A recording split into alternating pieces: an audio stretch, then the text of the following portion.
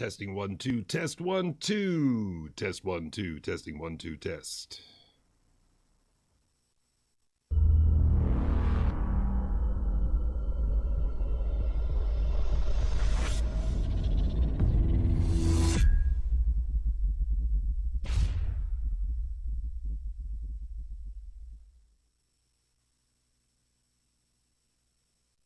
Testing 1 2, test. CQ. This is W3JJW calling CQ from Pittsburgh, Pennsylvania. Hello, I am Katniss Arthur. Good to see you. Thank you for being here. You know, my reading list is quite long. I'm not telling you what I'm reading right now, but it's also about the history of different regions. So by the end, when I finish this job, I will be very smart. But anyway, you know, my reading list is quite long. I'm not telling you what I'm reading right now, but it's also about the history of different regions. So by the end, when I finish this job, I will be very smart. But anyway, my reading list is quite long. I'm not telling you what I'm reading right now, but it's also about the history of different regions. So by the end, when I finish this job, I will be very smart. The third group of people I want to address are the grifters out there who mistakenly thought I wasn't coming back. Now, I am back. The Podfather is back, and I'm here to take back this movement. This movement's been hijacked by a small group of dipshits and bums and losers who are nothing but doomers under the frame of accountability. I'm all about accountability. I just showed you what we did or what we didn't. Did I not? I'm not sitting here going, hey, trust me, bro. I showed you. If you like it, great. If you don't, that is absolutely your constitutional right. You paid for it to go out and go, that sucked. I would have done something different. Okay, but you didn't. You didn't do anything different. I'm not sure if you volunteered to serve or not, but you didn't. You sat in the front row with your popcorn, ankle biting, throwing this popcorn at the ring at two guys in there sparring away, fighting for this country while you did shit. You just talked about it. So you didn't do anything. Now, I'm back on the air. I'm not going to take on every single thing in one day in one show. But I'm telling you right now, your bullshit, I'm done with it.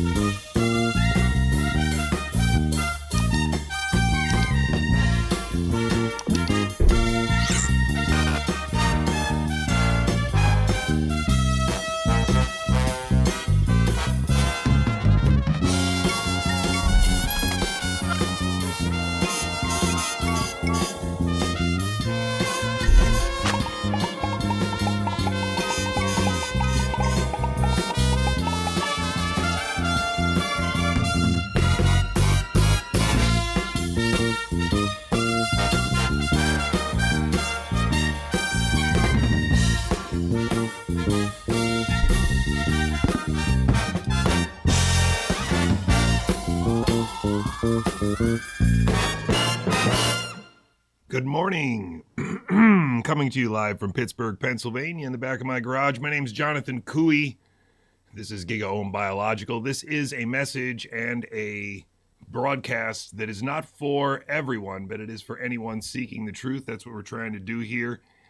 Not to sound too important or self-absorbed, but there aren't very many people on the internet trying to make a living seeking the truth. Instead, you had a lot of scripted actors out there, a glorified cable television, and it is now become to the point of malevolence. And I think that's the reason why it's quite significant that somewhere on the internet, somebody is trying to build an independent bright web, not an intellectual dark web, but an independent bright web. And I have at least one comrade in arms in the building of this network, Mark Kulak out of Boston. Housatonic ITS, another American mudblood, I think trying to fight for the right principles in terms of what America is and why we should still fight for that idea, even though there is a military, global, harmonized campaign to destroy that idea. I think it's worth fighting for because it was a good idea, is a good idea, it remains a good idea. I think one of the ways to differentiate myself from other podcasts and actually show you that I'm not a podcast is to show you that I have an ever-evolving message. And I think it's starting to become one that is so good that no one else could really use it or steal it anyway. So it's basically this simple. The script works by imposing on the audience what I would call enslaving working assumptions. These things are racism, Zionism, terrorism, mutual assured destruction, public health and vaccines, gain-of-function research, artificial intelligence, climate change, the gender spectrum. Trump was elected twice. Elon is a genius, etc., etc., etc. These enslaving working assumptions are engaged. You are coerced into participating in them and the arguments about them because of an even darker enslaving working assumption that is present on social media, and that is the terrible possibility of becoming invisible, not being heard. And that is really the trap. And as long as you fight for anonymity or for, ID on social media to make social media safe, you're still fighting to keep social media instead of trying to find alternatives and encouraging your kids to build alternatives. You are still fighting for social media to exist and for these private platforms to be under private control. And so you're not fighting at all. In fact, you are advocating for a more precise level of enslavement. And so, yes, I think my message is improving, and I think this page is at least one of them. Thank you very much for being here. I'll see you again shortly.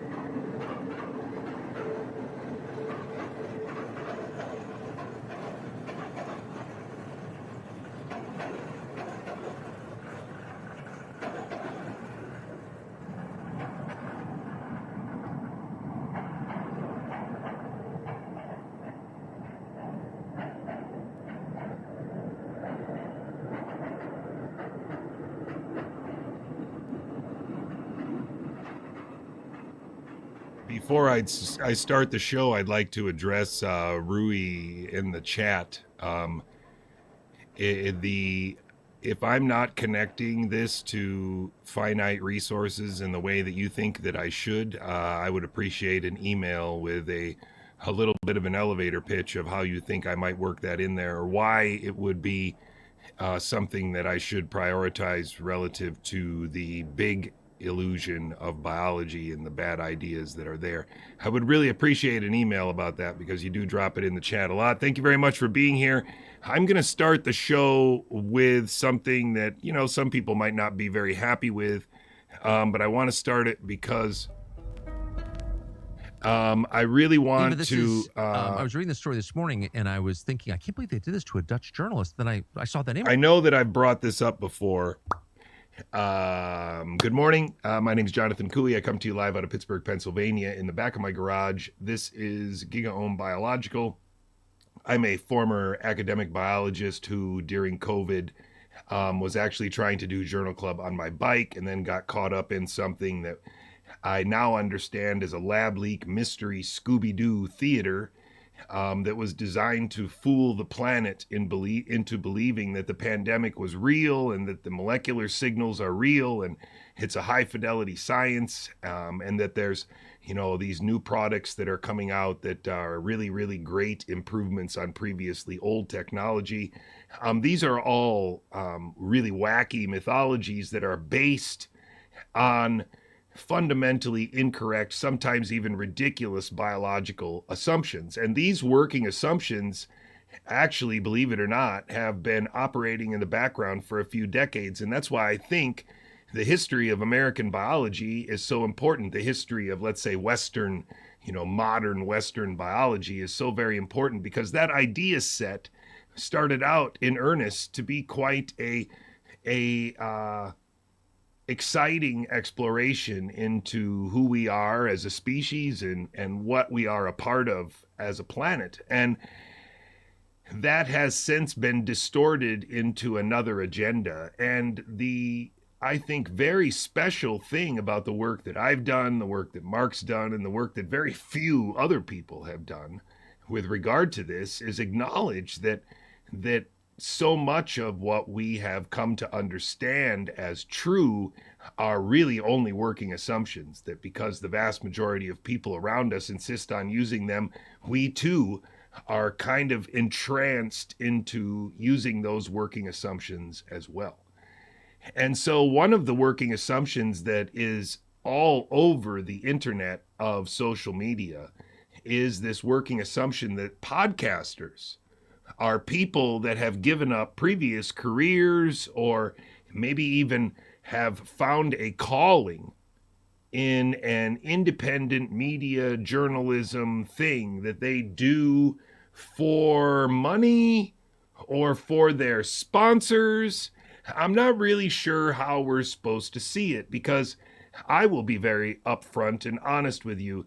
The numbers behind this stream are extraordinarily terrifying. There might be 3 main supporters of this stream and 95 or 6 other people that contribute regularly. If you do the math, it is less than 105 total human beings besides the 5 people in this house that make this work possible. And the reason why we do it is because we believe that the distortion of this biology has enabled a bunch of other things to be done. The distortion of what's on social media. We are parents who believe that there is a necessity to save our children from this social media, and maybe even attempt to save as many adults as possible from social media, because it is, in fact, the military trap that all of the first world is currently in. There is no country in the world whose citizens are using social media on a majority basis that is not in this trap. That is the reality. The question is who's in control of the parameters of the trap? And more specifically, what are the components of the trap? Because our children are led to believe that the components of the trap might be censorship, it might be the algorithm, it might be people buying fake followers, it might be anonymity, but no one anywhere on the internet is bringing out the message that scripted, coordinated liars on the internet, if you want to use words that are abrasive, or scripted, well-paid, and compensated actors that are very skilled at improvising on a need-to-know basis script are used to create Scooby-Doo mysteries of all sorts, not just lab leak viruses or a cover-up or whatever, and did the Americans fund it or not, but anything, any consensus that this is important to argue about, or fight for, can be created on social media. And our acquiescence to using it as a somewhat objective, out of all of our control, it's just a slot machine, and we just pull the handle and nobody's got any control. It's completely random.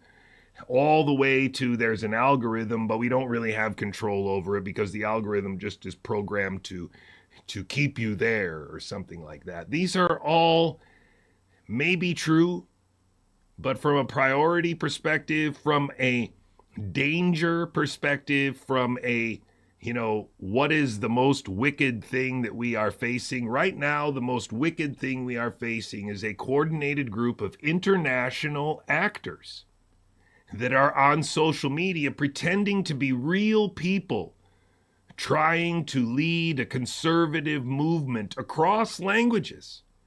In the Netherlands, in Germany, in the UK, in America, they're all using these same tricksters.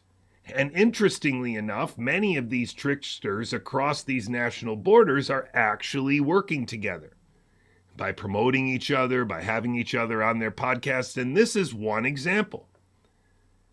Now, the reason why I like to use her is because she's Dutch, and my wife is Dutch, and I have a special place in my heart for the Netherlands because I took the time to try and learn the language. En ik kan een beetje Nederlands praten. En ik vind het een beetje van een opportuniteit om een Nederlands podcast interview te krijgen.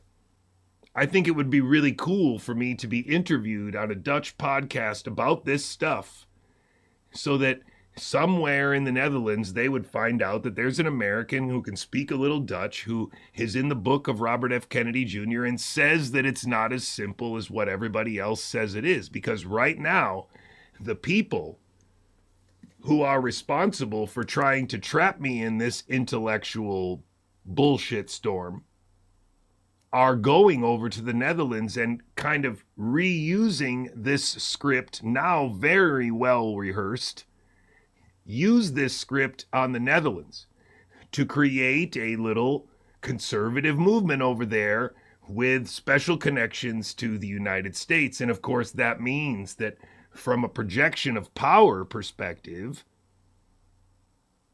we are projecting power through social media and through the actors on social media, including the dissident actors who are now going on international tours to enact the same dissident narrative in the Netherlands.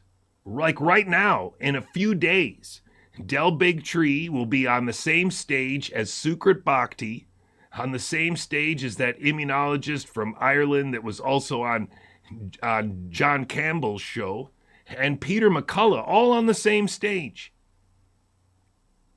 And what are they going to be talking about? They're going to be talking about a vaccine schedule that, causes things, vaccines, using the useless word vaccines to have a discussion about gain-of-function viruses and a cover-up of, America's malfeasance, and indirectly, at least, helping to initiate and continue the controlled demolishment of the idea of America around the world.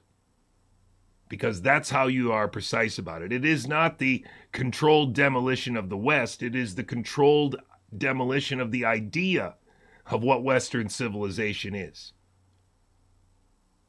What it meant. What morals and principles it was based on. It certainly was not based on morals and principles that include, adultery and pedophilia and murder and whatever else they're talking about, cannibalism. Come on. But that is what they are using social media to enchant the world with. And it's happening on a global basis right now. And so we need to be aware of it because these same actors will be used and scripted to do it. And I can show you. And so what's remarkable about this lady, of course, is that she's scripted to come on Tucker Carlson's show and say that she was not allowed to go into the UK. But what it really means is that she's forced to apply for and get a visa in order to go to the UK rather than having permission to go to the UK without a visa. And so they're making it seem like it's that big of a deal, but what it is that they didn't want her to be able to come there without telling somebody she was coming there. It's a little bit of an insult. It's not the same as what they did with David Icke, where supposedly he just wasn't allowed in certain countries or whatever. This is it's really just an email, and then Tucker Carlson agreeing to make this stupid face about the email.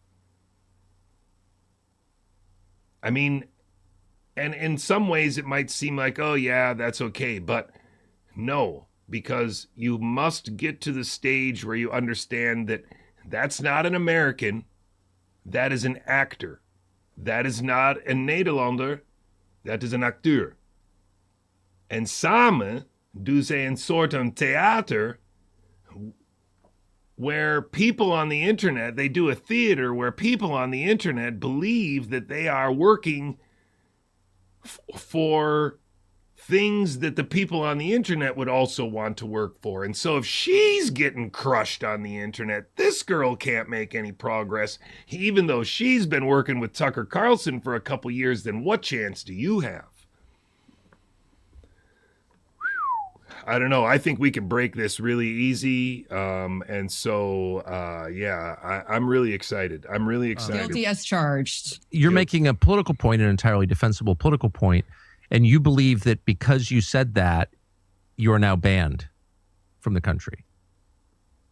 I really don't see any other reason as to why they otherwise would have done this right now. As I said, I applied for this electronic travel authorization back in September. Because I went and spoke at the Unite the Kingdom rally organized by Tommy Robinson. And I spoke about... See, there it is. So now she's talking about actually applying for an electronic visa that's active all the time so she can go whenever she wants to, kind of like an ESTA in America. And so making an alteration to that, meaning she has to reapply, it's just a joke. It's a single email that nobody can verify, and it doesn't matter. It doesn't affect her life because she's not going there anyway. But instead, what it does is it allows these people to legitimize one another as international podcast actors.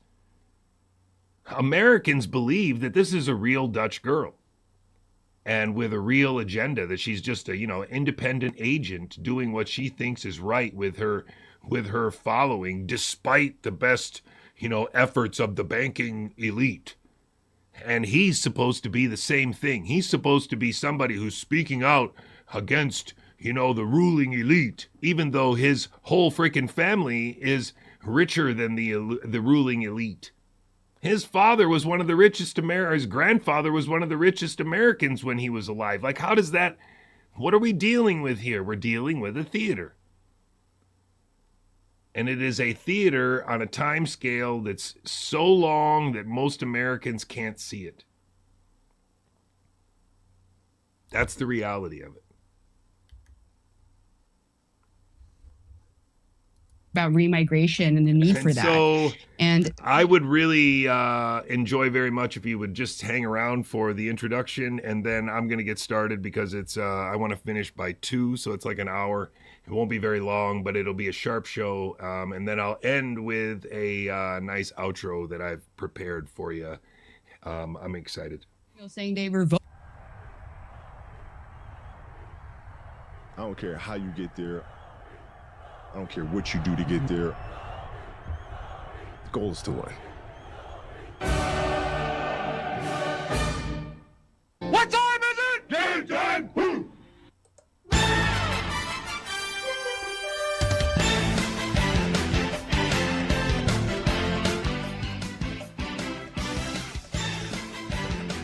Good morning again. Yes, the revolution will not be podcast. This is a message that is not for everyone, but it is for anyone that wants to know the truth. It is a broadcast for mature audiences only.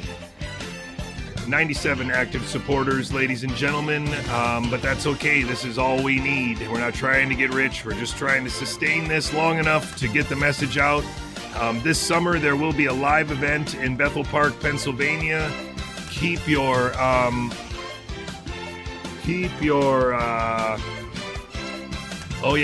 good message. Thank you very much. Good message. Yes. Now I broke my train of thought there, but that's okay. I got a good message. I don't necessarily need to cut short. We're just going to finish this as we need to. But the revolution will not be podcast. That is for sure. I can't remember what I was just saying. Darn it. I got a message from my producer upstairs, and so that threw me off a little bit. 97 supporters. If you can't find a way on Gigaohm Biological to support this work, one of the best ways to support this work is share it. Our message is going to get more and more palatable as we move forward through February. You don't have to be afraid that we're only going to be talking about these obscure people anymore. And you don't have to use YouTube. You can use PEERTUBE. It is an app you can download on your phone. You can install it on your phone. And then instead of searching for content there, you can click for more platforms. Once you click on that button, you'll get another button that will appear after you type Giga that will allow you to put in our URL. Once you do that, you will have Gigaohm on your phone, and it will be free of your data. It's just there. It works really, really well. It's really exciting. I'm really happy with it. The revolution won't be podcast. This is not a podcast. I'm just reminding you again. Those people are podcasters. I am not a podcaster. If you stay focused on the biology, you don't take their bait, you love your neighbor, you're going to make it. We're going to make it. I'm more and more optimistic every day now that the plans for August are coming together. I feel like all of the work that I have done is finally starting to become fruitful also in my own head, which I'm very excited about. These people are not real people. They're paid actors given a script. They improvise on it. But if you want to really make it drop a bomb at the next party you're at the next gathering, you can tell them that autism spectrum disorder is a myth used to make sure that intramuscular injections never questioned as a methodology, virology is never questioned as a science, and public health is never questioned as a reason. I would argue, in fact, that pandemics and gain of function are also myths that were used to coerce the same, to prevent the same conclusions. And so that's really the gist of it. If you don't understand this trap, you will never get free. And I think there's a way to understand the trap. You got to understand the history of the biology. You got to understand how these ideas came to be. And once you see the discontinuity, you won't have any problem seeing what I see. 19th of July, 2020. 19th of July, 2020. I was already saying that the current PCR tests are not specific for any one signal, and we were being duped by a non-specific test. It had nothing to do with cycling. And yet, that's why I met all these people, I guess. That's probably why I met all these people. Social media is a trap for your mind. There's no way through. You must log off and delete the apps. That's the only solution to this problem. That's for sure.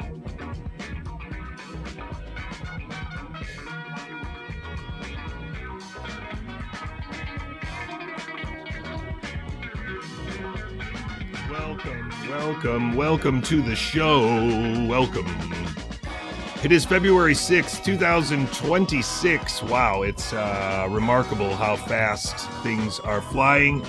It's a message from America. Where I'm trying to get everybody to stay focused on the biology, not take the bait on the social media, not even use it anymore, and to love your neighbor.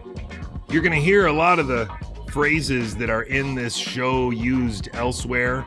This is what my GigaohmBiological.com website looks like. You can see links for the live stream there. You can see links to my Biology 101 stuff. You can look over there at the stuff link where you can download a bunch of PDFs that we've been reading, and then there's a click for supporting. There's a schedule. There's all the places that I upload, and then there's ways to help out. You can also get on the list there, but the best way to get on the list is to just email Virla. That's the best way.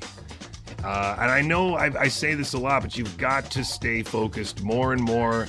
You've got to stay focused. Social media right now has gone absolutely full tilt. There is no question that everything is set for 11 at this stage, and so you just got to leave. There is no way through, especially if you're somebody who follows thousands of people or subscribes to or whatever it is, then social media is nothing. It is nowhere near reality. That's what I can tell you for sure.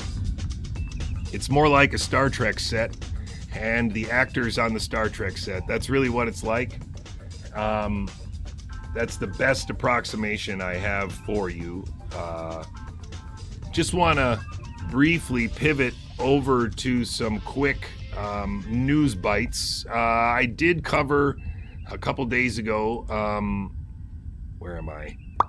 I did cover a couple days ago the unexpected live interview of Jayanta Bhattacharya, head of the National Institutes of Health, a meddler of mine, somebody who has messed with my family significantly over the last 3 years in an attempt to get me to believe that he's a real person.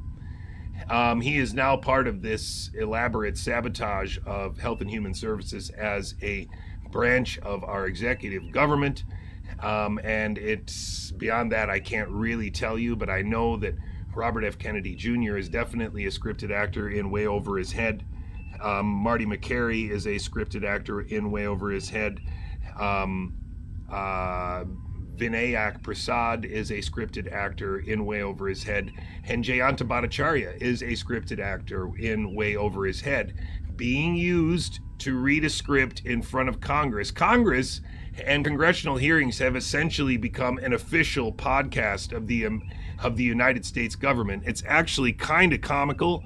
I'm going to make myself a little bit smaller here and just see how awful it is. So here we have a absolutely ridiculous Twitter account retweeting Bernie Sanders, I guess, getting Jayanta Bhattacharya to dunk on Robert F. Kennedy Jr., and then I'll just go through a list of talking points.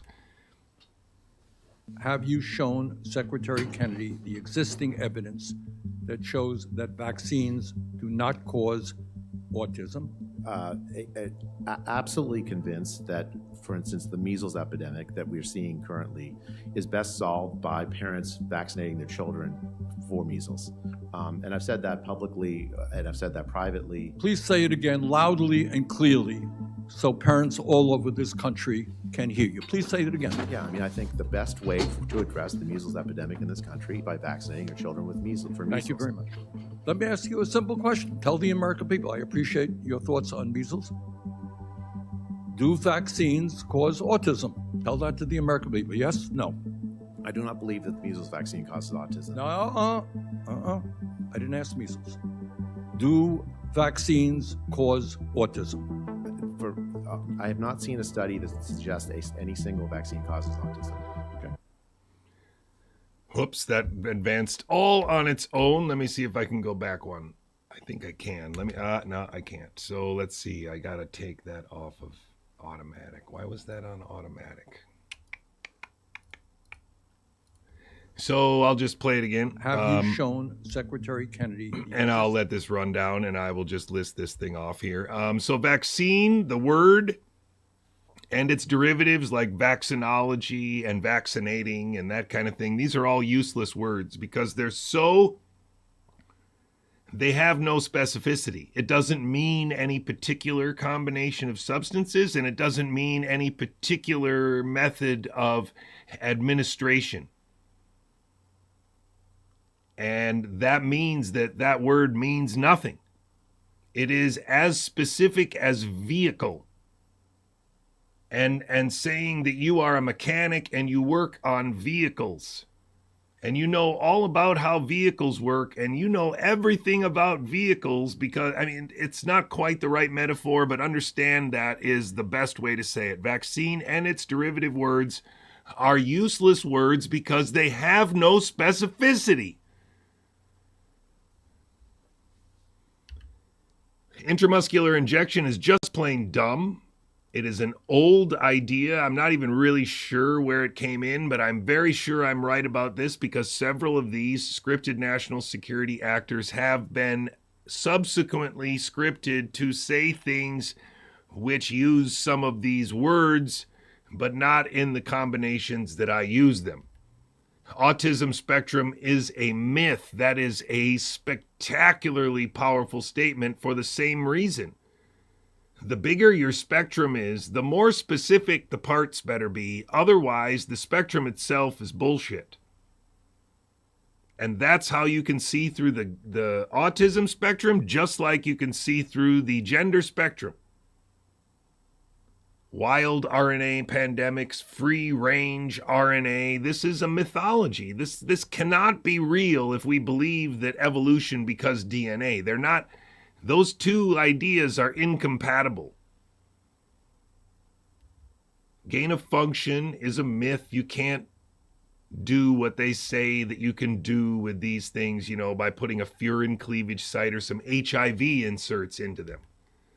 DNA is not proof of evolution. This is a pretty bold statement because, again, I'm not saying DNA isn't real or that DNA doesn't code for result in the production of RNA and that RNA isn't translated by ribosomes into a protein. I'm not saying any of that stuff is wrong in any context, even though it might very well be. What I am saying is that DNA is currently taught as the slam dunk mic drop, which ultimately supports the idea that we all originate from the same electrified mud puddle.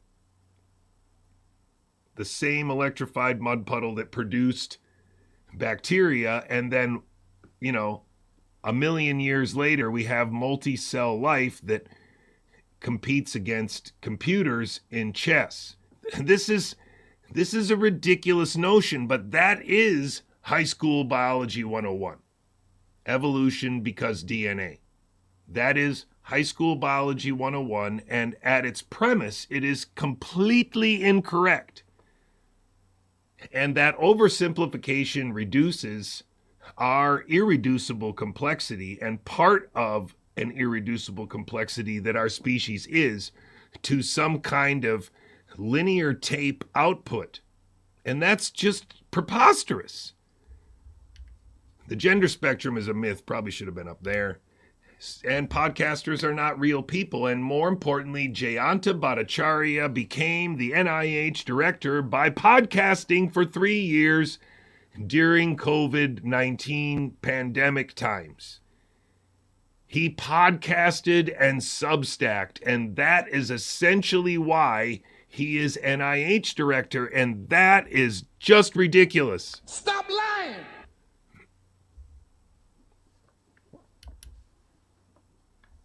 And so it is not fun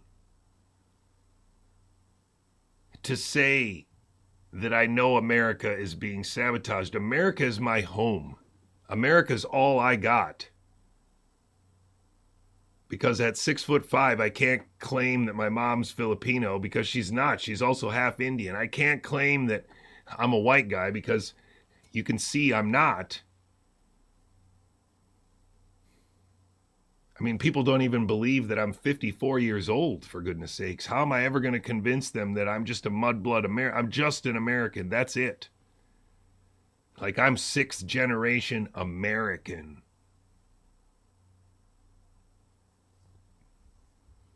And I'm telling you that this guy, for some reason, is part of a sabotage of everything that I know. I know because through a random set of circumstances, I met this guy 3 times. In the best of possible circumstances, in the best possible surroundings. And it culminated with him trying to tell me to shut up about Robert Malone because he was about to be NIH director when Trump got elected. Yes, the aliens landed in my bedroom, and no, I'm not happy about it. But it's the truth.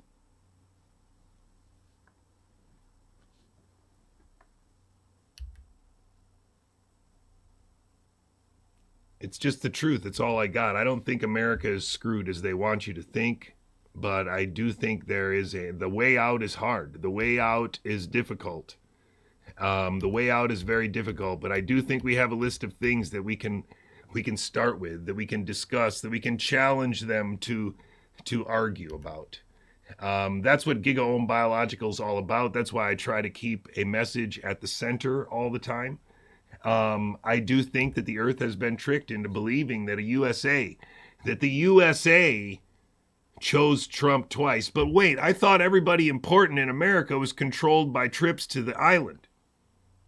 And so if everybody influential was controlled by trips to the island, and into the rituals that were done on these islands, then America was tricked into believing they chose Trump twice. And the people who tricked us into believing that, the people who are tricking the earth into believing this are those people, right? I mean, what other conclusion can you come to? You can't just say that, you know, Epstein and everybody existed and all these pictures existed and they just, what, that they did it because they do that? What did they control with it? Did they just make a lot of money? No. This is all part of a controlled demolition of the idea of what America is. The identity of America is being destroyed right now. And it will continue to be destroyed so long as the vast majority of Americans think that social media and the actors present there, the government and the actors present there, are working in our best interests, are trying to do something instead of performing. And this same trick is going to be used on the rest of the world. It is being used. People are being recruited across the West in the first world to participate in this exact governance. That doesn't look fake. And we're not pretending to be experts. We're trying to figure it out. Right. Just like all of you are. And we bring a particular evolutionary toolkit that most people don't have, but we'd love for everyone to have it. And we bring particular experiences that, you know. People are brought into this not because they have bad pictures of them. People are brought into this because they are naive, because they have egos, because they want to understand, because they want to be elite, because they want to be in the club. It's nothing to do with, they don't have any bad images of Brett, or Brett didn't cheat on Heather and now they control him. That's not at all what it is. They are more than controllable if they are told and believe that they are part of a governing elite. That is the most enticing way to get somebody to sign up, to tell them you're joining. And that works on all levels and in all permutations. Not just in the Masons and in the Shriners and in the Boy Scouts. It works better and better and better the more of these illusions are layered in on it. These people don't know exactly what's going on, and they don't care because it's part of being a scripted, need-to-know basis actor.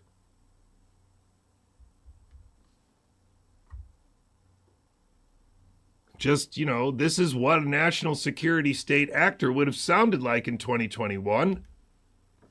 I should also point out that our viewers will have noticed that we are sitting here unmasked. And I should point out that actually we are, in an interesting sense, a model of something that I believe is not on the public radar. So if I'm correct, that man is now over in the Netherlands coordinating this group of people that's about to do a 2-day battle for science performance. That's Steve Kirsch over there. You know, the guy that called me in 2024 saying he's talking about no viruses. The guy that wanted to send me to Japan to work with Kevin McCairn on mouse experiments. The guy that put me in his steering committee with all these other people. These are all frauds that worked their shtick in America for 4 years while Americans were being murdered and lied about it. And now they're going over the Netherlands to use this network of scripted actors on you to hijack or maybe get control of a little bit of the conservative populist whatever movement might be in the Netherlands, or create one to sort of check in and get a barometric reading on the internet users in the Netherlands. Somebody asked me the other day, well, do you regret your vote yet? In July of 2025. I don't regret my vote at all. He's already talking about the same stuff that we're talking about now with Epstein and whether or not the MAGA movement should be ashamed of Trump or blah, blah, blah, blah, blah.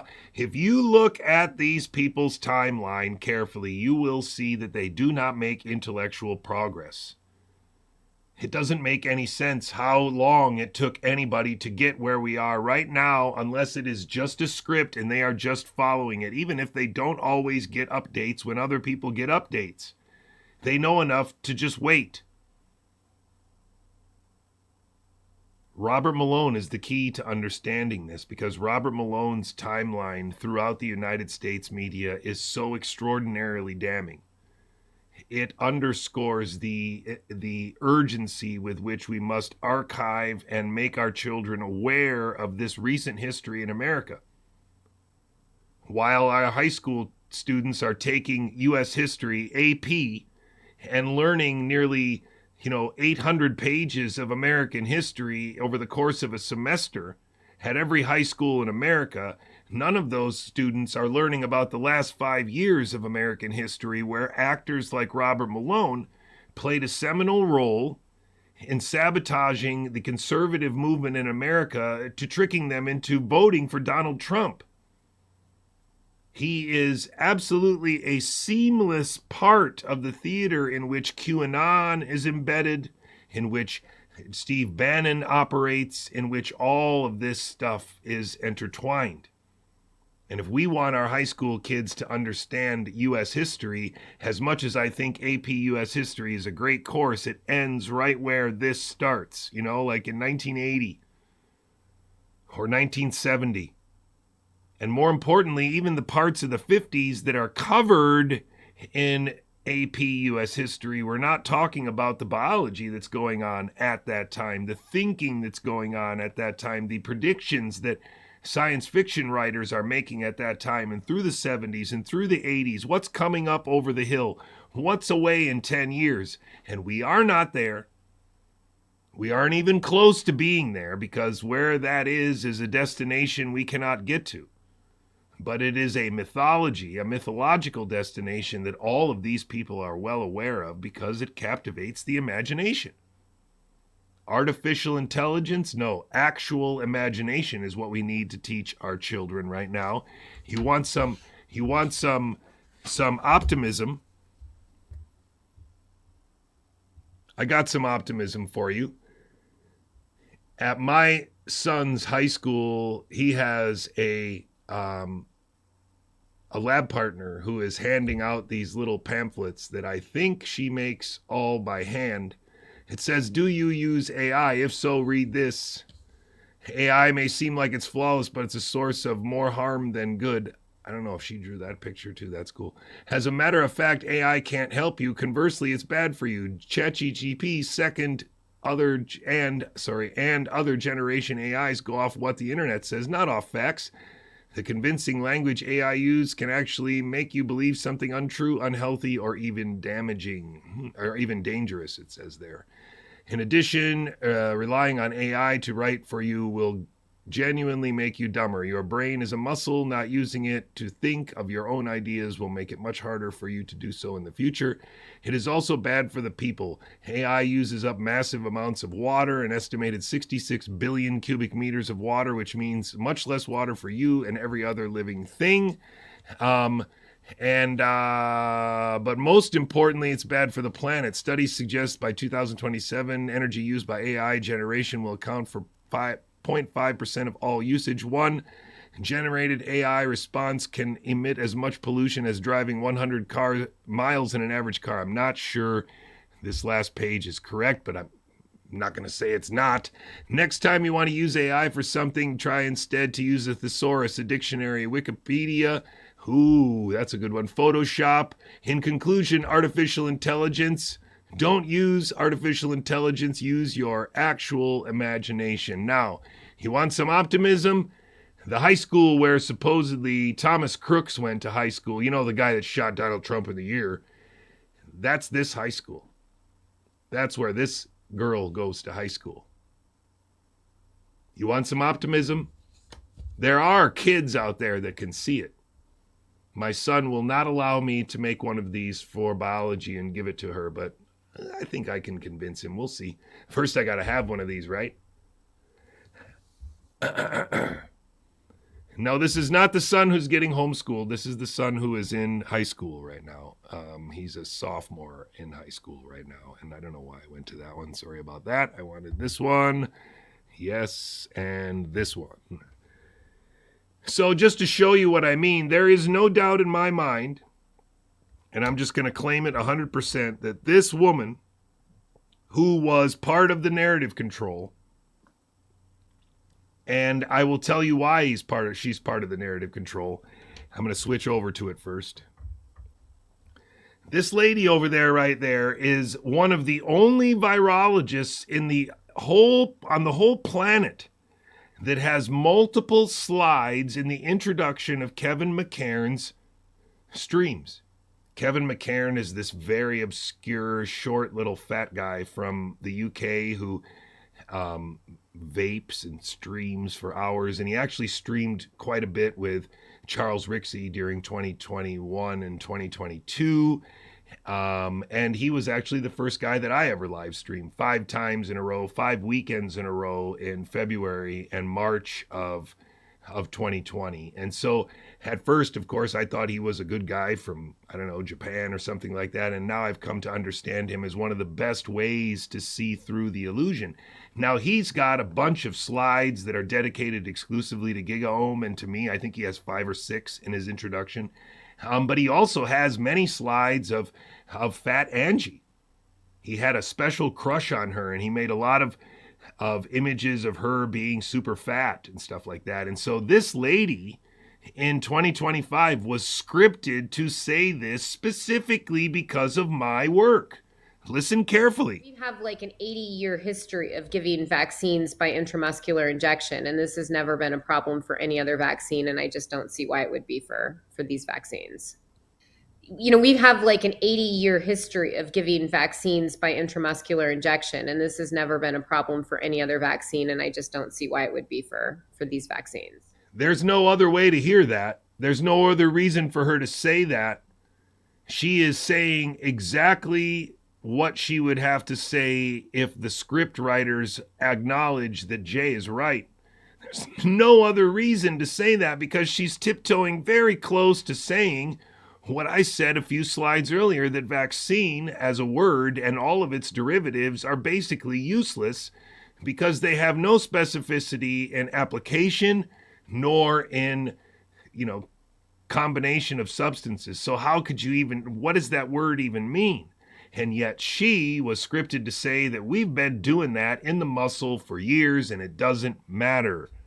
Stop lying. Of course it matters. Nobody Lying. Nobody would talk like that unless they heard the words that are said here. That is exactly correct. And she was part of the scripted team. Of course, we know that. I think America is being governed by a theater, and is long before Obama, because of this, because of the population pyramid. I think it should be extraordinary to everybody on Earth with a thinking brain that a population pyramid is almost never used to talk about any country in the world ever.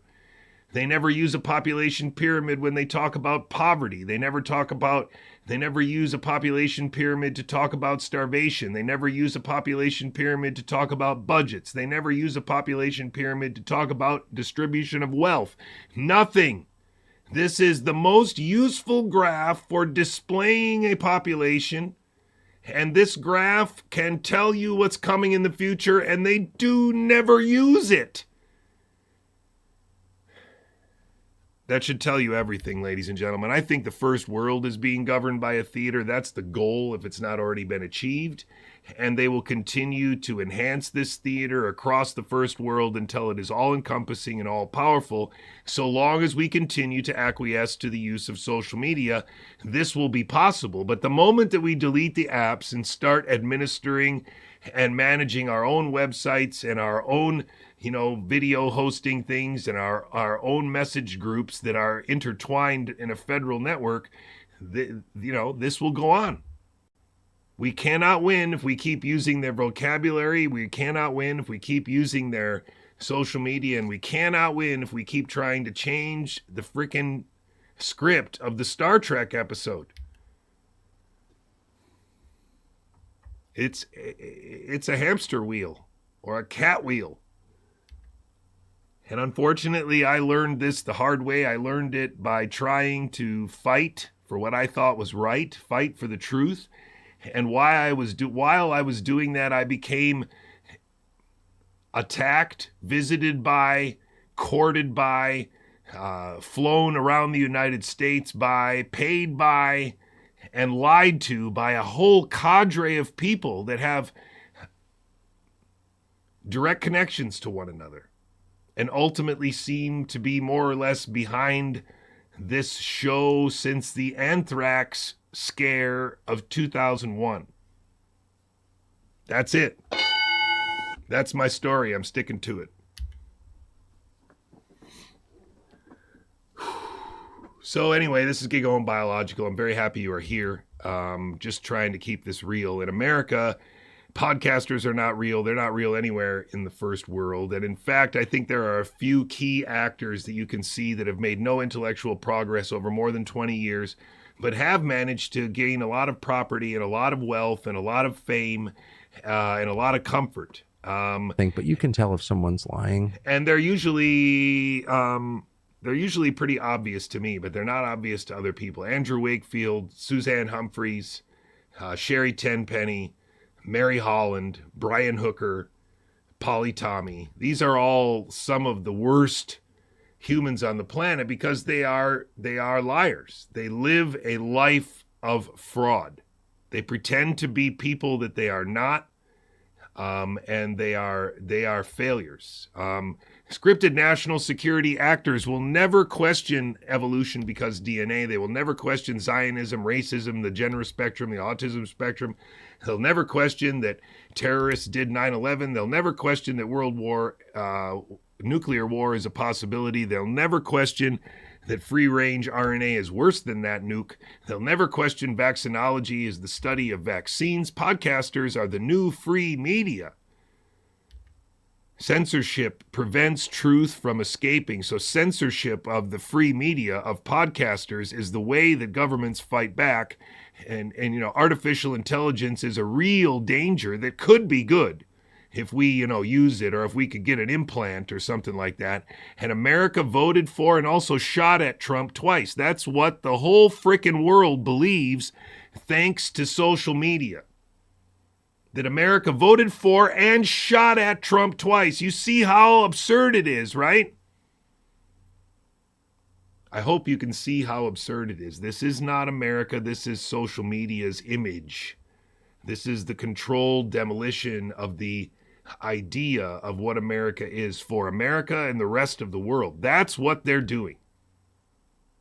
They're erasing a past. Their imposing working assumptions are how we get trapped. So if you listen to these people, they will impose these working assumptions on you and your children, and then you will be enslaved by those working assumptions. If you follow... Sorry, I just stepped on my wire.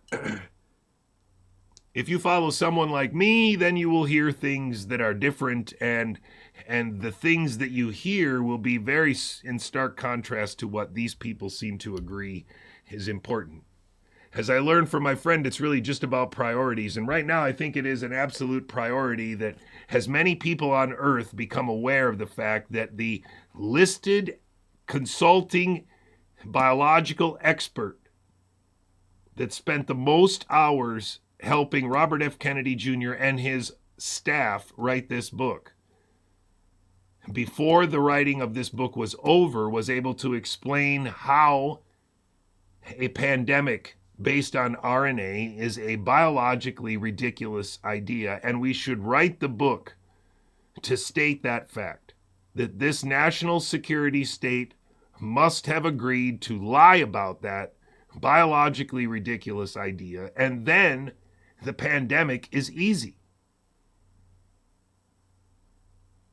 And so this is a moment in history where you can see between the gaps in the cars to see what's beyond it. And what's beyond it is that this is all a theater, that these are all actors.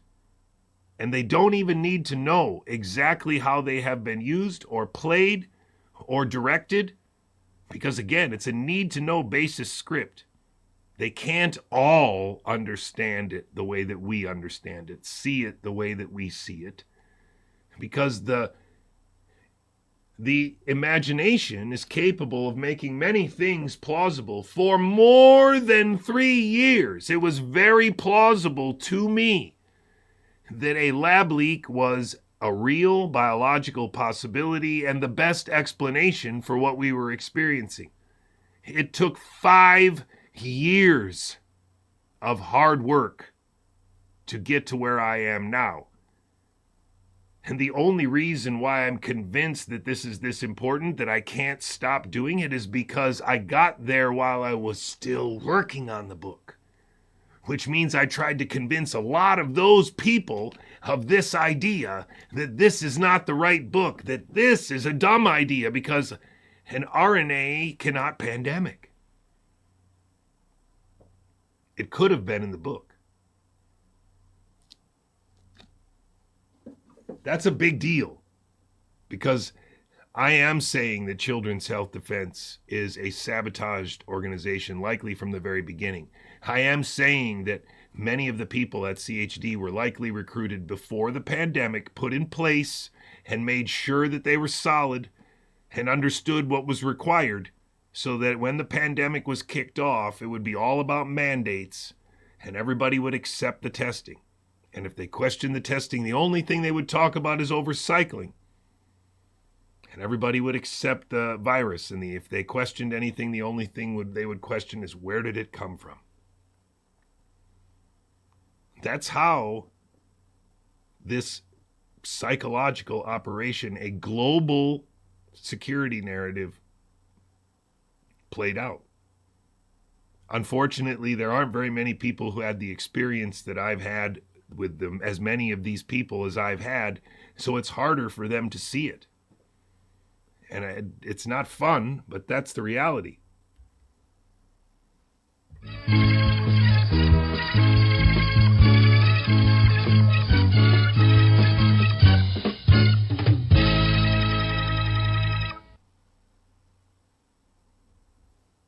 If she was talking with Alina Chan afterward, then that's just an admission.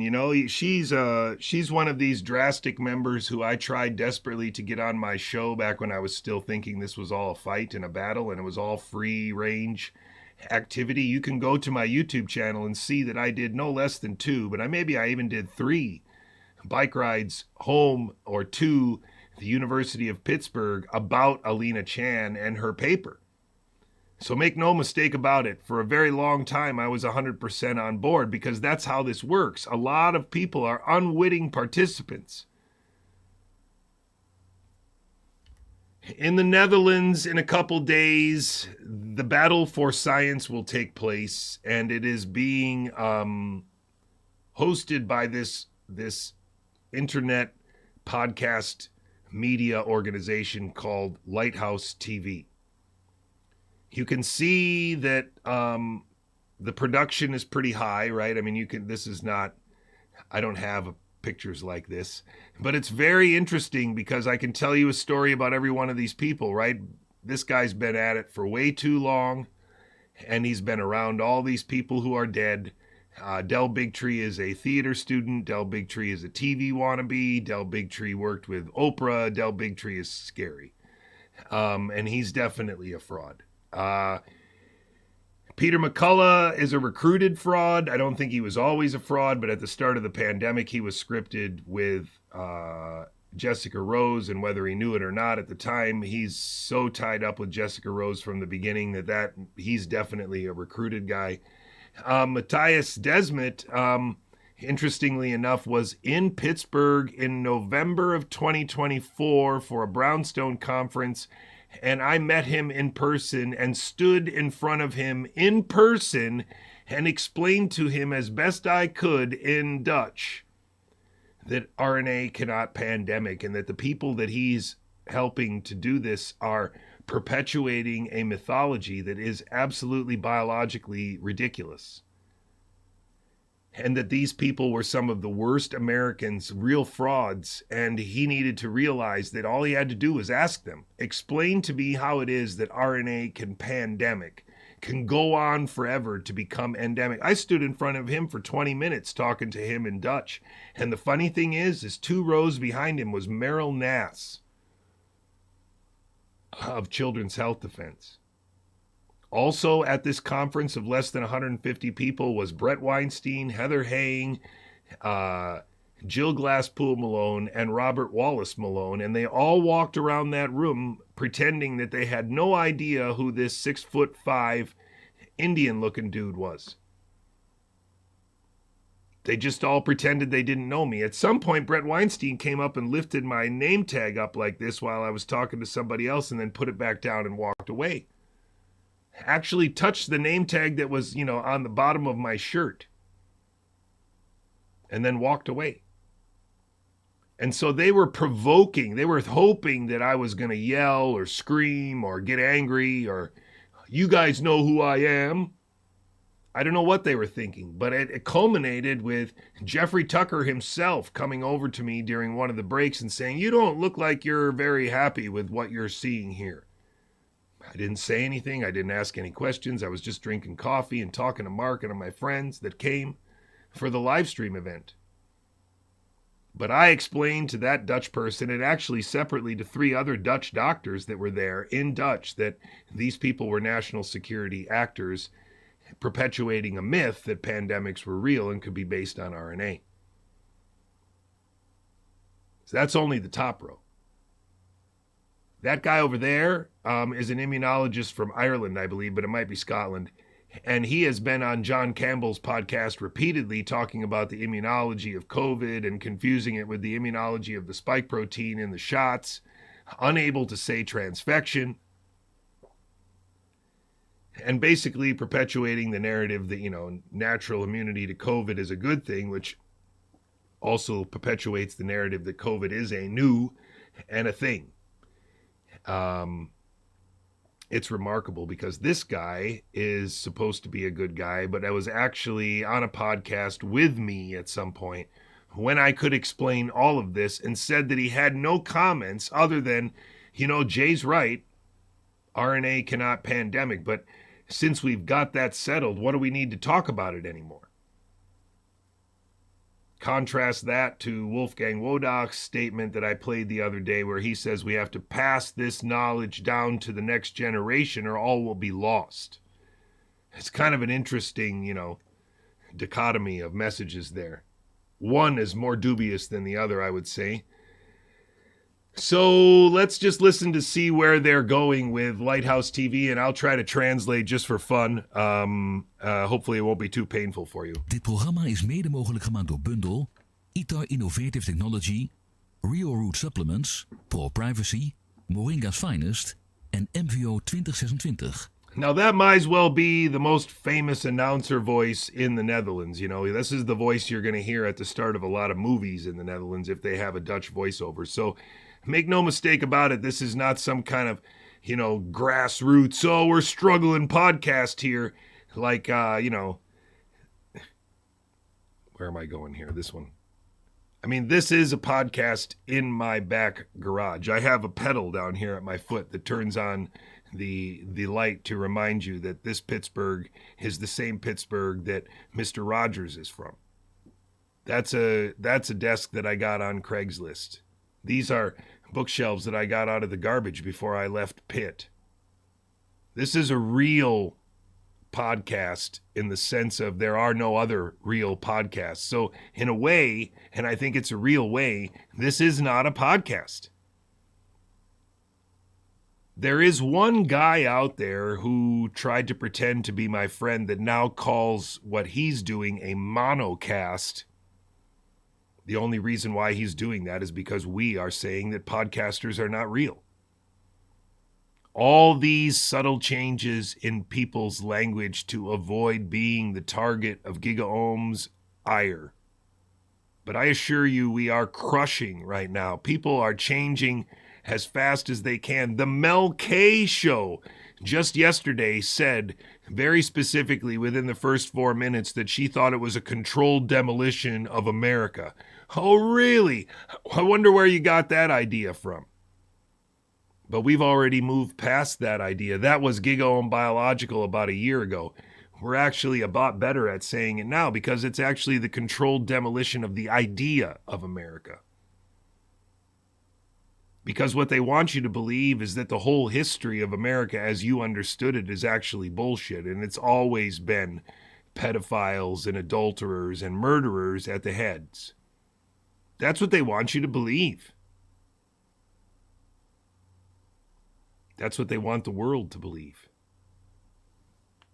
Coincidentally, it does seem... What? Why isn't that changing? Oh, because that's the wrong one. Here we go. That one here. Coincidentally, that's what this show is about. Prepare today. De Epstein-files domineren het nieuws. Hoe zat het machtsnetwerk van Epstein nou echt in elkaar?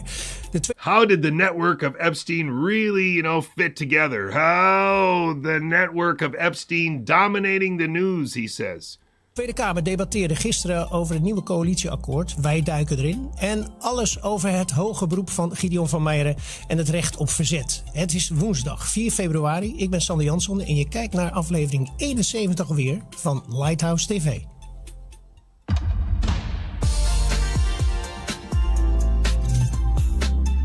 Now, you wouldn't know this, but the colors that they're choosing and the kind of vibe that they're choosing is very close to other Dutch TV channels. And, you might say, well, yeah, but that's what you do, right? But no, I think if you were trying to differentiate yourself as an independent media thing, you'd try to do something a little fresh, a little whatever. But this is really like, wow, that is pretty legit looking, right? It's not some guy in his garage.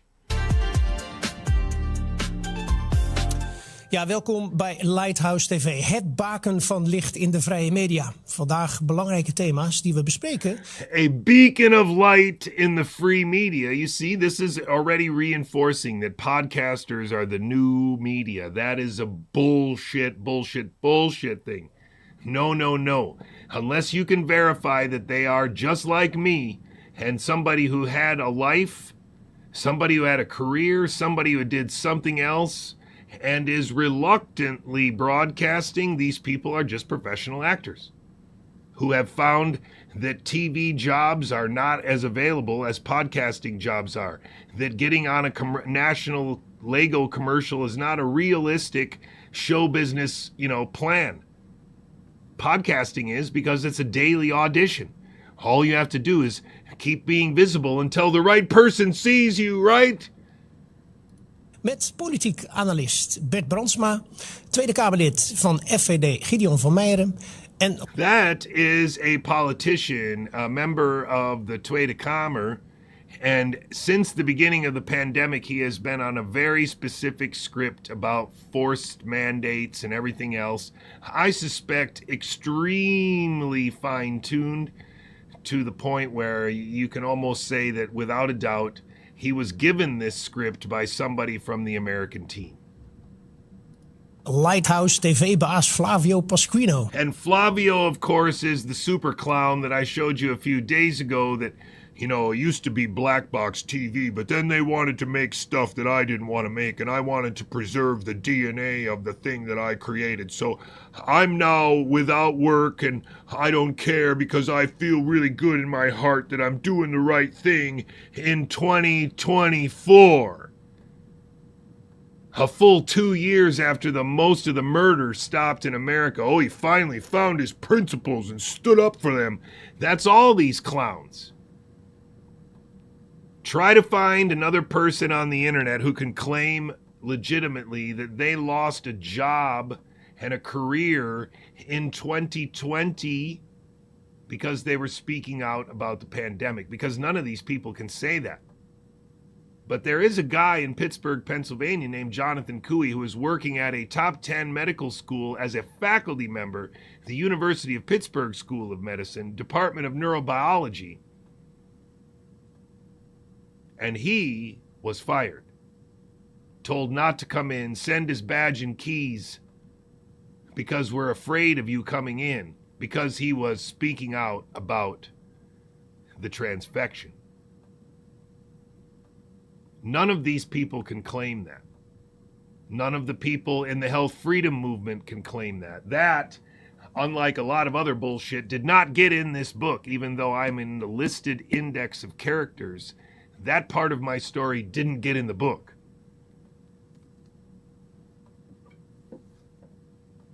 Ladies and gentlemen, we are going to break this, and one of the ways that we might be able to break it is to prevent these people from being able to perform the same theater in the Netherlands. They have already insiders. That's why they can get over there and run a conference like Battle for Science, which way they will now plug. En digitaal schuift zo bij ons aan ex-topambtenaar onder Bush senior Catherine Austin Fitts. Oh, Catherine Austin Fitts, a former, administrative official under Bush senior. Great, they're going to interview her. That should be interesting. Bert, fijn dat je er weer bent. Een nieuw coalitieakkoord. Wat voor cijfer denk je dat onze kijker het op voorhand gaat geven? Onze kijker 3,5. 3,5. Nou oké, we gaan het... Maar ik denk dat het grootste deel van de Nederlandse bevolking überhaupt een onvoldoende gaat geven. Ja. Zelfs mensen die erop gestemd hebben. Ja. They're trying to get their viewers to rate something. It's kind of dumb. Over straks meer, Flavio. Volgende week, een spannende week, belangrijke week. Dan hebben we 2 keer Battle of the Science. Op maandag 9 en dinsdag 10 februari in Apeldoorn. Heb je er zin in? Ongelooflijk. Monday and Tuesday coming like right now after the weekend. That's when this is happening in Apeldoorn. Listen carefully. He has veel zin in. He's very excited about it. Veel zin in. Ja, het is niet Battle of the Science, maar Battle for Science. Oh, Battle for Science. Ja, dat maakt nog niet zo heel veel uit. Maar het is een ontzettend bijzonder project wat heel veel energie geeft. Want ik ben ineens in contact met de crème de la crème uit. He gives him so much energy because he's in contact with the crème de la crème of the resistance movement in America and elsewhere. Listen. Ja. Ons zientje aan strijders die in de afgelopen jaren mij ook hebben geïnspireerd. Strijders who have inspired him. Fighters that have inspired him. Noemen ze een paar namen voor de mensen die het nog niet kennen. Ja, alleen al zo'n Del Bigtree van Peter McCullough en Ivor Cummins bijvoorbeeld. Ivor Cummings is this guy here, and he's also likely to be a scripted dude because he doesn't really make any progress either. Waar ik heel veel video's van heb gezien die ontzettend mooie dingen kan duiden. Ja, nu hebben we bijvoorbeeld een Heiko Schöning uit Duitsland komt erbij. Sushri Bhakti had ik al genoemd, denk ik. Sucrit Bhakti, baby! In het verleden. Maar ik ben nu ook in contact met de Zwitserse advocaat Philip Kruse. Dat is ook zo'n bijzondere grootheid die dus tegen de WHO echt opbokst met zijn grote kantoor. Die komen allemaal. Ja, dus super. Het is extra leuk dat Lighthouse gaat over de grenzen. Hè? They're just so lucky to get all these people to show up, because these people just put it all on the line for freedom. Ja, oké.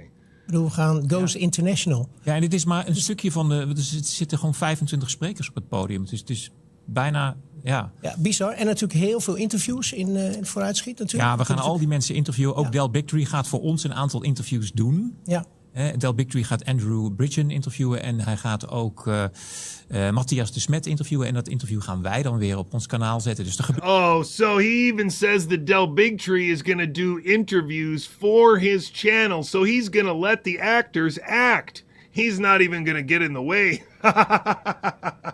Er gebeuren gewoon hele mooie dingen op dit moment. Nou, supercool. Mochten de mensen daar naartoe willen, 9 februari zijn er nog wat kaartjes. 9 februari zijn er nog iets meer dan 100 kaartjes. Oké, super. Tot slot, Gideon, welkom. There's a little bit more than 100 tickets left. Hoo-wee! Kom.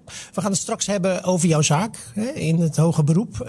Hoe gaat het met de FVD in het algemeen? Ontzettend goed. Absoluut. Ja, we hebben lekker de smaak te pakken. So in the Netherlands, although I'm not an expert in this, the Netherlands has many more political parties. And so in the Netherlands, it's a bit more like, there's a party for everybody. And then after they elect all their membership, then their membership decides how to make a coalition of people. And so then they get a majority by making a coalition. It's a very different kind of governance that I'm not familiar with enough to understand whether it's a lot better than a two-party system or effectively the same thing. If you have everybody controlled, it doesn't really matter because they end up electing people that are going to make a coalition that will get the same result anyway. And don't forget that Mark Rutte was a pretty, pro-globalist dude for a long time and never had any trouble getting elected there, and now he's the head of NATO. So the Netherlands is not a small player in this. The Netherlands is a very important piece to the EU puzzle. At one point in time, had the Netherlands voted against it, the EU would have never taken place. So understand that the Netherlands is a very important puzzle piece. And so what happens in the Dutch culture behind the wall of the Dutch language is still quite significant. They have one of the most important technological companies. They are one of the most important ports for Europe. There's all kinds of reasons why this economy and this society is an important part of their control grid. We zijn heel enthousiast. Deze week bekend geworden dat we in meer dan 100 gemeenten gaan deelnemen aan de gemeenteraadsverkiezingen in maart. Dus ja, de voorbereidingen zijn in volle gang. So now he's talking about local elections. And so in the Netherlands, you can imagine that that's a little bit more intertwined. In my mind, it feels a little more intertwined because there's less population distance, between, if a state like Wisconsin is voting for 2 senators, there's a lot of population numbers between those 2 senators and you. But in the Netherlands, throughout the whole country, there's only 17 or 18 million people. And so from a voter's distance perspective, there's less people voting for, representation. And so it's quite significant in the Netherlands what could potentially happen if local awareness to a theater were to occur. And the role that America and this web of Commonwealth actors plays in it. En daar ben ik heel positief over. Goed om te horen. Allemaal positieve berichten, dus laten we maar snel beginnen. Ja, de 3,5 miljoen vrijgegeven documenten over Jeffrey Epstein domineren het nieuws. Opnieuw zien we vooral bekende namen, celebrity-schandalen en morele verontwaardiging. Maar opvallend weinig antwoorden over hoe dit systeem jarenlang kon functioneren. Okay, so we've gotten 3 million documents, we've got all kinds of famous names, but we don't have any real information as to how the network functioned so well for so long. That's kind of what he said. Virla can laugh in the chat if that wasn't quite right. Voor Catherine Austin Fitz ga ik verder in het Engels, als jullie het niet erg vinden. What remains largely unexamined after the release of the 3.5 million Epstein files is a system around Epstein, the money flows, the protection, the banking access, and the repeated shutdown of investigations. This can also be read in the Washington Post. Kijk maar mee. Despite 3 million files, Epstein release leaves big questions unanswered. The members of Congress who wrote the law requiring this disclosure of the files are still looking for explanations. To help us understand that deeper structure, we are joined by Catherine Austin Fitz, former top official for the U.S. government. She's investment banker and financial analyst with decades of experience following global power and money. Catherine, thank you for... And Catherine Austin Fitz has no advice for the middle class. She does not do a podcast that teaches people how to invest their money or what to do or how to... Nothing. No, nothing, zero. She doesn't talk about that stuff. She's now being brought on a foreign podcast to talk about the Epstein files. That's remarkable. Why don't we just get that guy from Dirty Jobs to come on and talk about it? For joining us. Thank you for having me. Good that you're here. Yeah, all the way from Holland, or not? Yes, I'm in Friesland. Yeah. Oh, well, what would she be doing in the north of Holland? What is she doing over there? Why was Robert Malone over in Holland a month ago? Why is Del Bigtree and Peter McCullough going to be in Holland on Monday? Catherine, let's start with the money. Jeffrey Epstein had no clear business model that could explain his enormous wealth. One of the other reasons why you should see these actors being from Ireland and from the Netherlands so important is that Ireland and the Netherlands make up this really weird network of countries in the EU. that provides the safe haven for intellectual property of ever getting taxed. There's no intellectual property tax in the Netherlands. That's why the design department of Apple is located in Ireland or located in the Netherlands. And then their copyrights or their trademarks are in Ireland because there's no... You look it up. But that's the reason. That's the reason why so many of these actors are Irish and some of them are Dutch, and why the Dutch people are so important, because there's companies over there specifically because of the intellectual property laws. Oh, intellectual property, isn't that the same thing that we've been fighting about with regard to the transfection that nobody will call transfection? Intellectual property. And the intellectual property haven of the world is the Netherlands and Ireland, as far as I understand it. I mean, talk to me, Goose. Am I an idiot or is this real?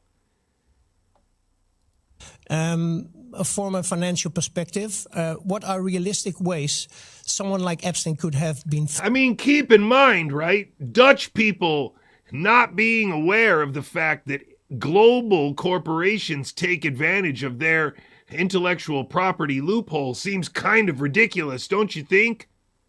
Don't you think most Dutch podcasters should be reminding everybody from outside of Holland that don't forget what we have?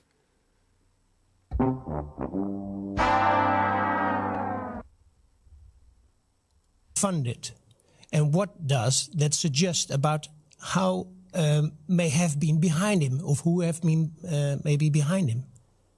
So he could have been funded by the consulting retainers of people that he was helping and working for. Yeah. He could also have been funded by intelligence agencies. And if he was involved in money laundering, which I suspect he was, there would be plenty of money involved in that as well. Yeah. So he was sponsored by someone with very significant financial interests who, was said to have been his first client. So that could have kicked him off. Yeah. So there are multiple ways that he could have been moving money, laundering money, or earning money in the process of doing that. And it's impossible to tell unless, we've seen less than half of the files disgorged by DOJ. Yeah. So they have another 2.5 to 3 million pages that we... Did she say disgorged?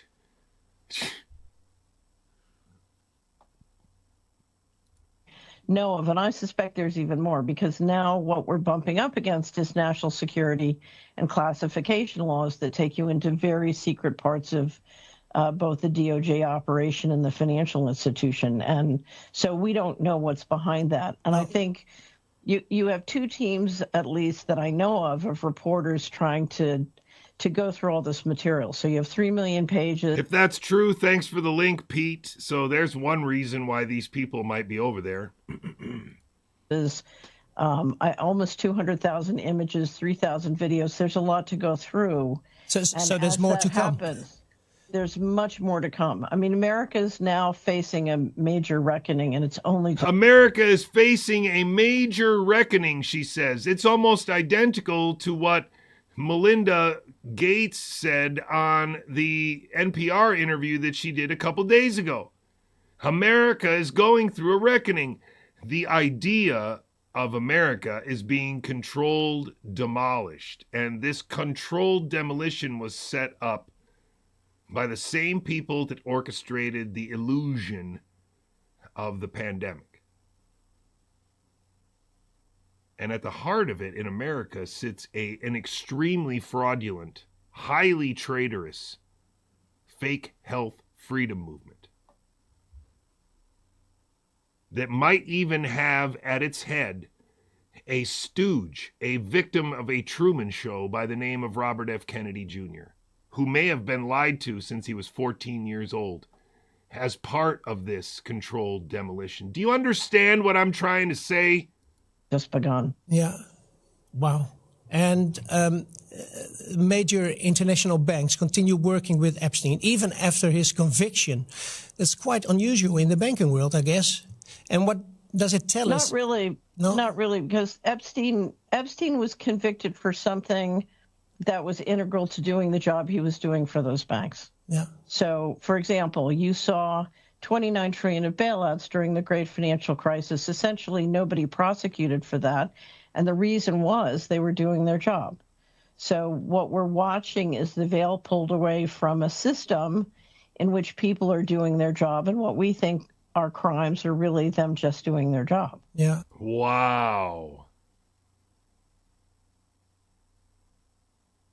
So is she saying it then? If part of doing their job is lying, if part of doing their job is just sabotaging America, part of a controlled demolition, she could be saying that if you just wanted to hear that.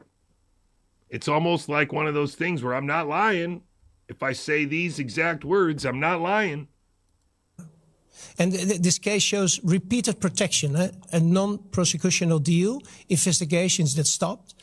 And so he's trying to understand American history as what's available on the internet. Clear it up for me again. So there was a prosecution, but they agreed not to prosecute him, and they made it all secret. What? And years of freedom. In your experience, what kind of interests are strong enough to block justice at that level? Sovereign immunity. So we have multiple international organizations that enjoy sovereign immunity. And even in the United States, where institutions... So that was a scripted question that she could answer, sovereign immunity. And now she's going to tell you what sovereign immunity is. She's not going to tell you what sovereignty means. She's not going to tell you what individual sovereignty means. She's going to tell you what sovereign immunity means. Institutions that don't have sovereign immunity have different administrative policies and regulation and laws that protect national security and classification. Yeah. And what we know is behind either that sovereign immunity or the national security laws that operate like a quasi-sovereign immunity, the rules of what goes on are very different. I once had a cabinet secretary get very upset with one of the officers in our meeting who said, but you're Mr. Secretary, I had to do that. That was the law. And he got furious and said, the law, I don't have to obey the law. I report to a higher moral authority. Yeah. So we've watched this bifurcation of the legal system between literally two different civilizations, one which has sovereign immunity is above the law of the other. Yeah. And talking about the intelligence agencies, they have... Well, that's an interesting new dimension. So actually, they're legally above us? They're legally above the law? What is she talking? Is there a list of people? Are you going to add anything to that? Or it's just going to be, one of those things like I fight mandates? Historically used blackmail as a tool. When you look at Epstein's case, the passports, elite access, legal immunity, and silence, could that be a sign of intelligence-linked operations, or do we look at just individual crime? So it's called control files, and generally in the United States, no one goes above a certain level unless they have a control file, and it's regularly known that different intelligence and certainly the growth of digital technology has made it much easier to collect data on people and create control files. So you like definitely, yeah. You mean like yes. Palantir? Yes. Yeah. Yeah. So any surveillance. This is the same kind of thing that guy, this scripted clown on podcast, telling everybody how they recruit podcasters.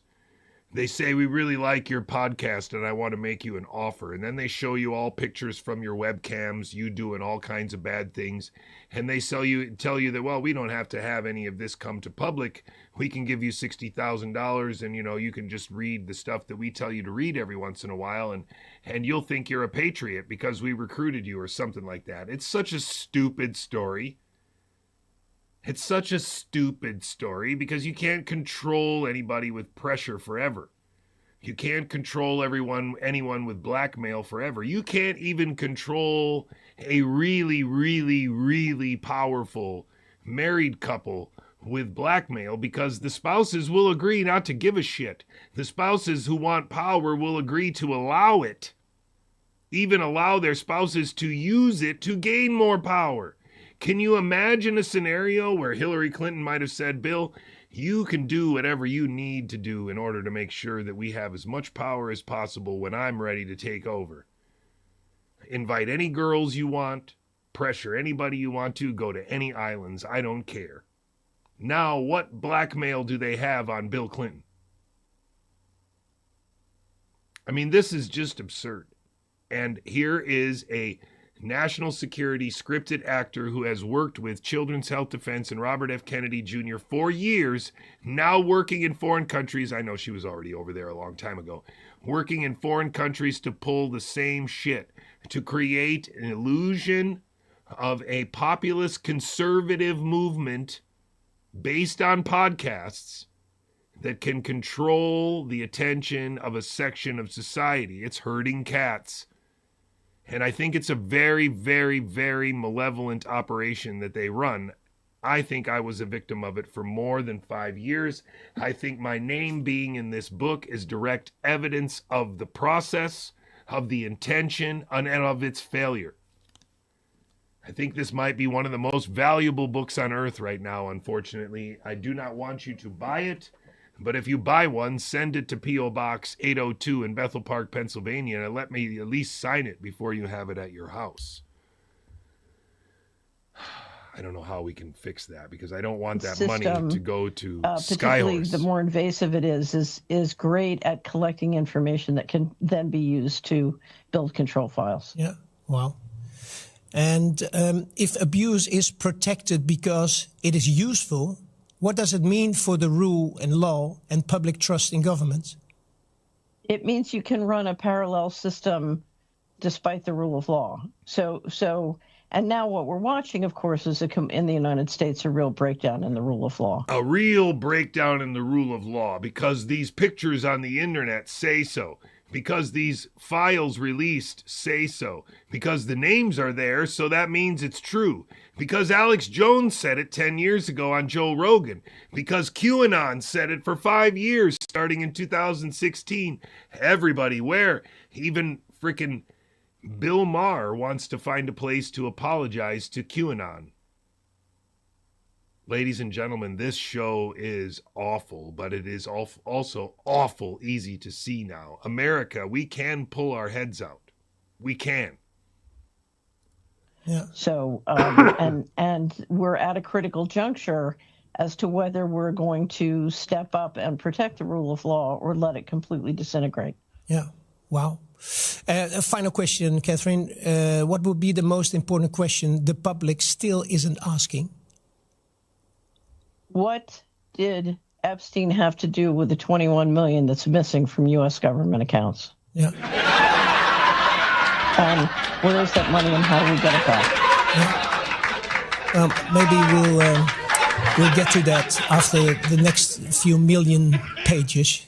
There were 3 million pages of email released, and he says, what is the question that no one's asking, and the most important one? And she says, the $21 million from government accounts that's missing in Jeffrey, what?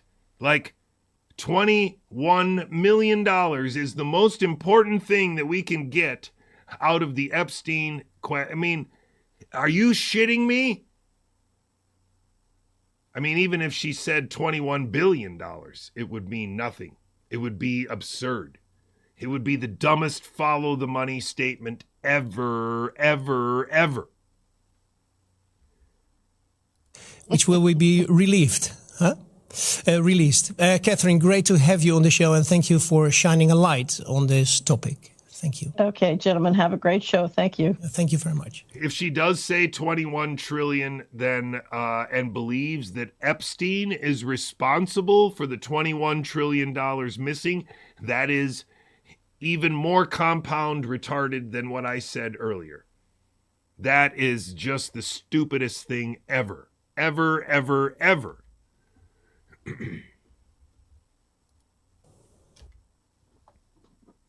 Now, I remind you again, this group of people is not people that I'm familiar with because I watched some podcasts. These are people that I tracked down, that I tried to meet, that I've talked professionally and privately, that I've had on the phone, that I've had on my show, and that I have grown to understand as people who do not progress in their understanding, and therefore I define as being scripted.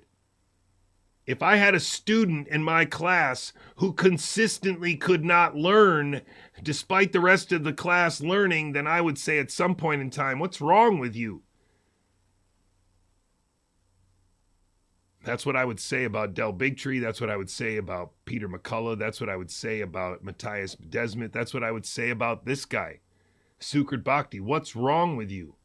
You discovered the complement system. Somebody gave you the brass ring and you sold out.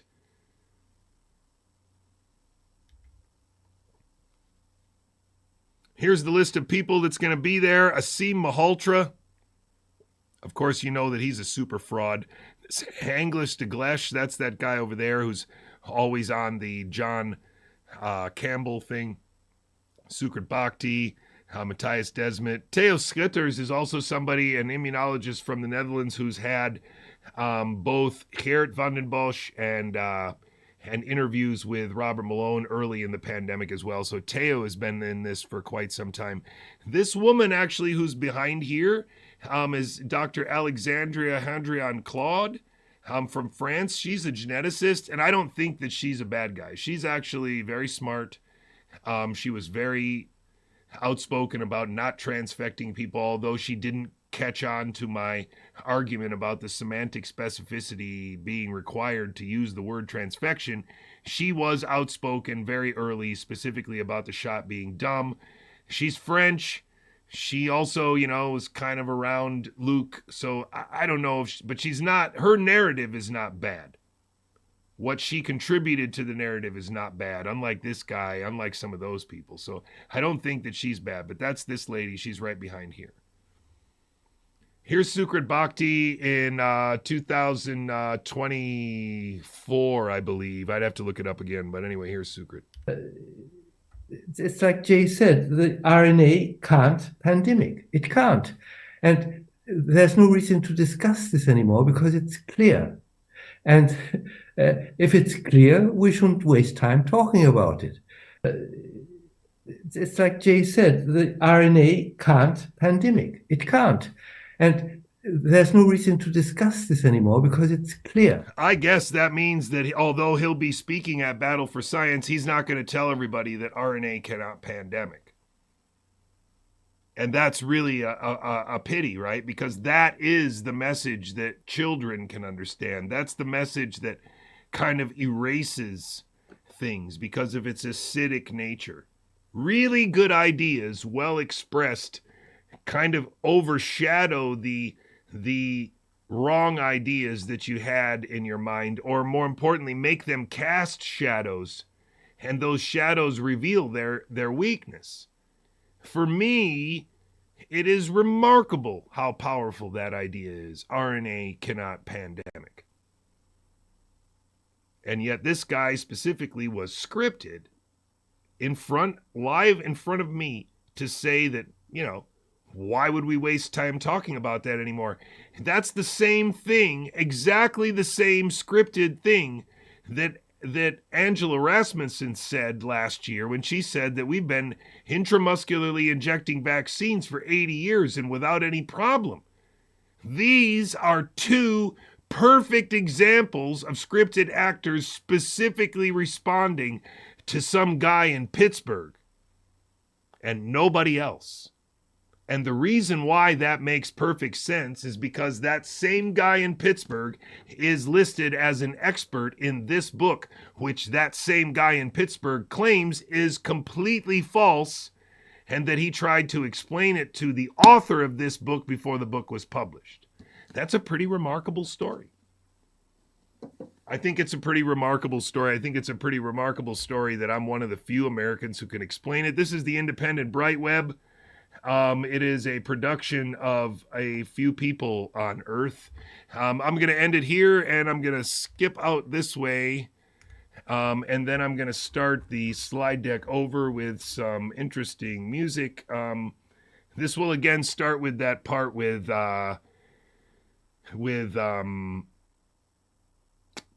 come on, Bernie Sanders, and then we will transition right to the video. You're gonna love it, so please don't leave and don't let it go. But I will see you again soon, maybe over the weekend, maybe not. We will see how things work out. Thanks for being here. I hope you like it.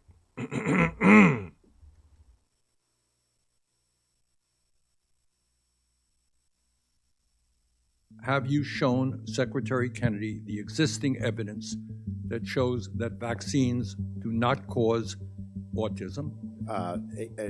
Absolutely convinced that, for instance, the measles epidemic that we're seeing currently is best solved by parents vaccinating their children for measles.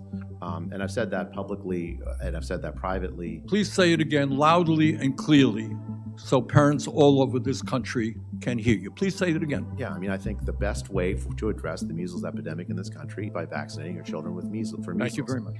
Let me ask you a simple question. Tell the American people, I appreciate your thoughts on measles. Do vaccines cause autism? Tell that to the American people. Yes? No?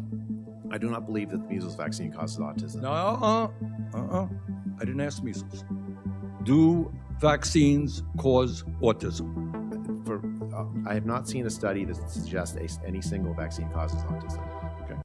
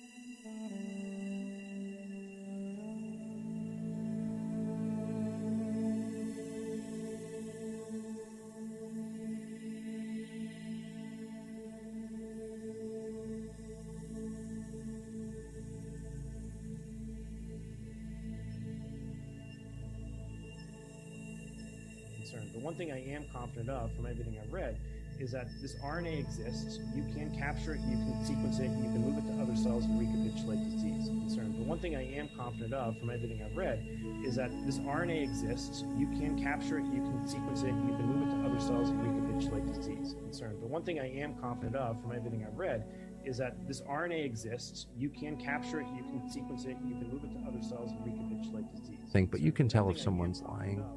You know, you can sort of feel it in people. And I have lied. I'm sure I'll lie again. I don't want to lie. You know, I don't think I'm a liar. I try not to be a liar. I don't want to be a liar. I think it's like really important not to be a liar. The one thing I am confident of from everything I've read is that this RNA exists. You can capture it, you can sequence it, you can move it to other cells and recapitulate disease.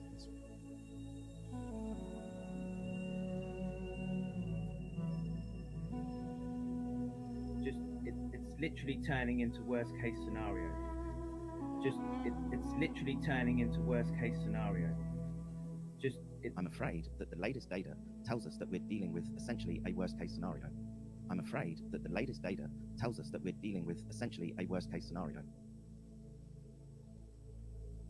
I'm not sure exactly who he is. His name is JJCouey, and I believe he's a consultant for CHD, and I believe he has a PhD in some sort of scientific discipline, from what I understand.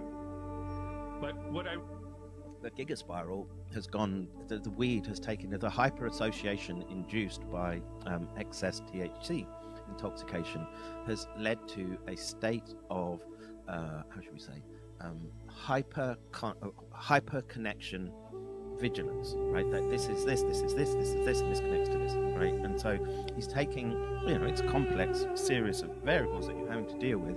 And like I say, because he's such a slimy little shit, skinny barzoon, that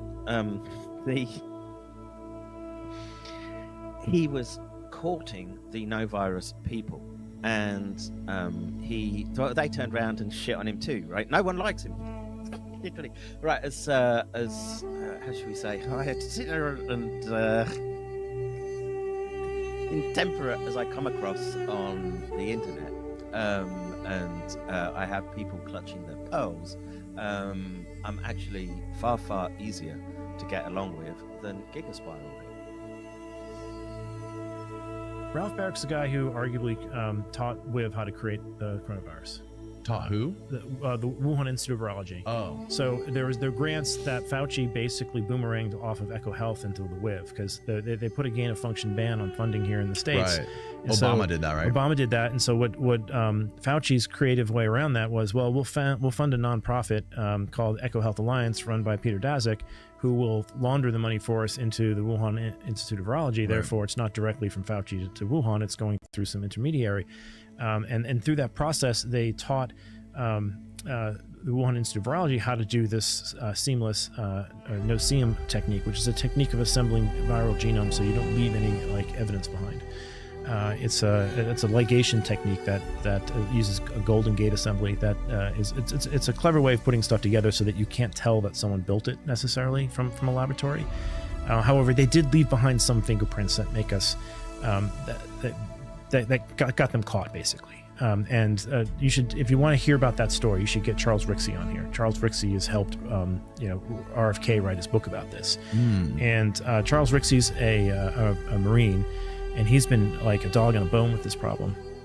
And he was the one who leaked the diffuse proposal. Are you familiar with the diffuse proposal? No, what is that? So there was a grant that was proposed to the DoD to go build a weaponized coronavirus. Under the banner of, we need to build a vaccine against this, because if we can do it, the Chinese can do it, kind of thing. And the DoD turned down the grant because they thought it was too fucking crazy. Actually have degrees in applied mathematics, immunology, computational biology, biochemistry, and molecular biology. Actually have degrees in applied mathematics, immunology, computational biology, biochemistry, and molecular over the last 3 years, you have been subjected to the most massive, harmonized, globally coordinated molecular biology. propaganda Surely campaign have in the degrees history of the applied Western world, mathematics, full stop. immunology, computational biology, Okay, over the biochemistry, last and 3 years, molecular you have been biology. subjected Surely to the have most degrees in massive, applied mathematics, harmonized, immunology, globally computational biology, coordinated biochemistry, propaganda and campaign molecular in the biology. history of the Western Surely world, have degrees full in stop. applied mathematics, immunology, Okay, over the computational last 3 biology, years, biochemistry, you have been and subjected to the molecular most biology. massive, Surely have degrees harmonized, in applied globally mathematics, immunology, coordinated computational propaganda biology, campaign in the biochemistry, history of and the Western world, molecular full biology. stop.